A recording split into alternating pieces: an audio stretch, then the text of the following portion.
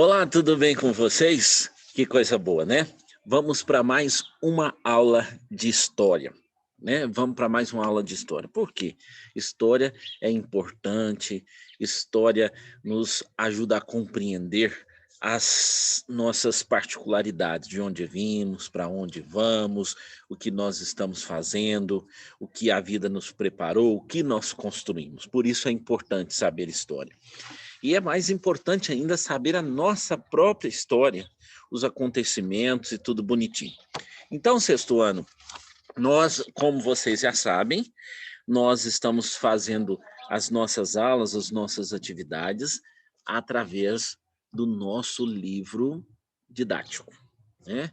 Através do nosso livro didático. Então, é importante que ao iniciarmos, ao assistir essa aula, vocês peguem a atividade dessa semana das nossas aulas será na página 71 e 72. Então, pegue lá na página 71 e na página 72 do nosso livro, e hoje nós vamos falar dos povos tupis guaranis e também das sociedades tupis guaranis, né? A nossa história, ela começa lá atrás. Começa lá atrás. Muitas pessoas dizem que a nossa, deixa eu me ajeitar aqui, que as nossas histórias começam com a chegada dos portugueses. Não, já existia muitas outras pessoas, já existiam muitos outros habitantes aqui no nosso país. Como a Europa era o centro de todas as coisas, então começa-se a contar a história, começa a ter uma história mais intensa, a partir daí. Mas a história já existia lá desde os primórdios, como nós já estudamos atrás, né?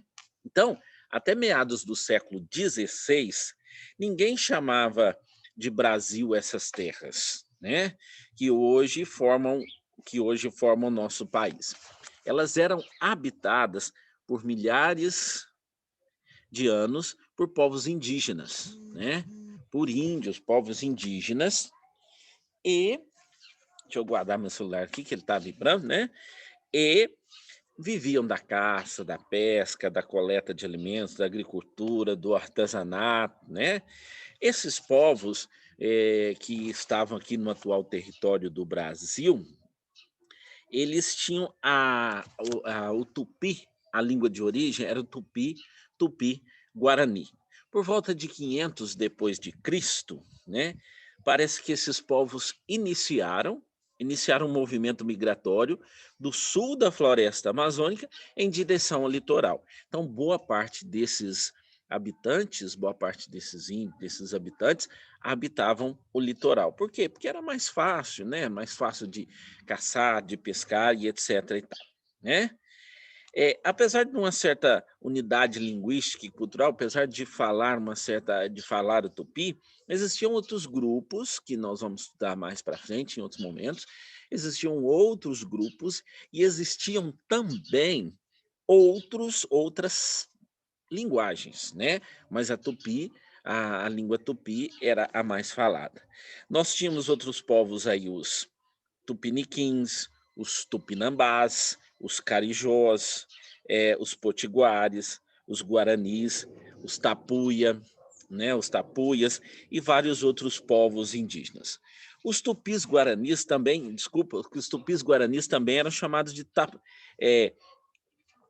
os tupis guaranis os chamavam de tapuias. O que é tapuias? Tapuias eram os inimigos, né? Eram outros povos que eram inimigos, então esses outros povos eram chamados de tapuias pelos, eh, pelos tupis guarani, né? Entre eles nós podemos citar qual que era esses povos que eram chamados de inimigos. Os cariris, aimorés, Tremembé e outros, né? Você tem um mapa aí no seu livro, né? Você tem um mapa que você pode olhar, que você pode ler, né?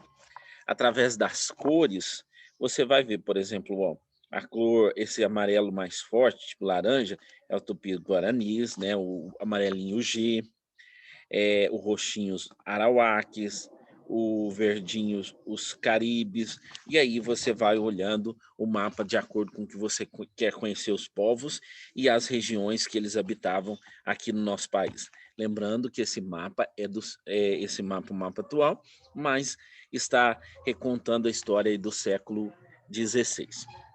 Olha, a sociedade Tupi-Guarani, os Tupis-Guaranis, eles eram divididos em grupos, tá? Como assim divididos em grupos? Cada um desses grupos abrangia um conjunto de aldeias, um grupo de aldeias, né? Que geralmente reunia entre 500 pessoas a 2.000 pessoas. Então, eles moravam em casas coletivas, na oca, aquela casa grande, né? Eh, de, feitas de madeiras e cobertas de palha. Essas aldeias eram lideradas pelos chefes e pelos conselheiros.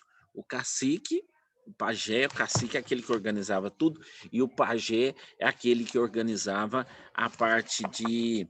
O pajé é aquele que organizava a parte espiritual da tribo, tá bom?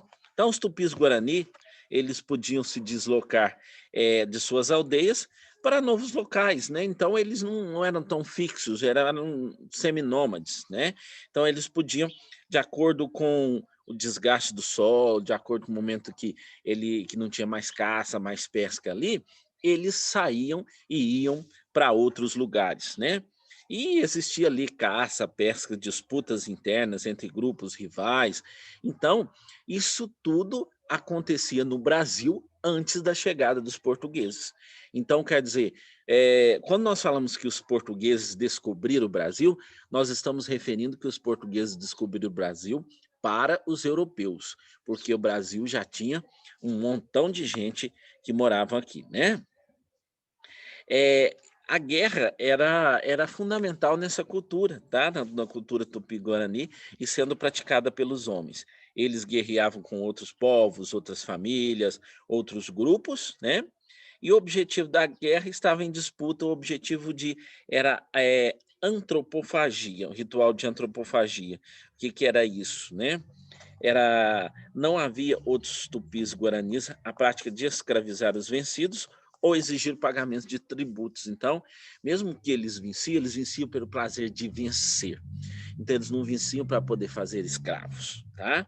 E para realizar seus rituais de antropofagia, o que, que é isso?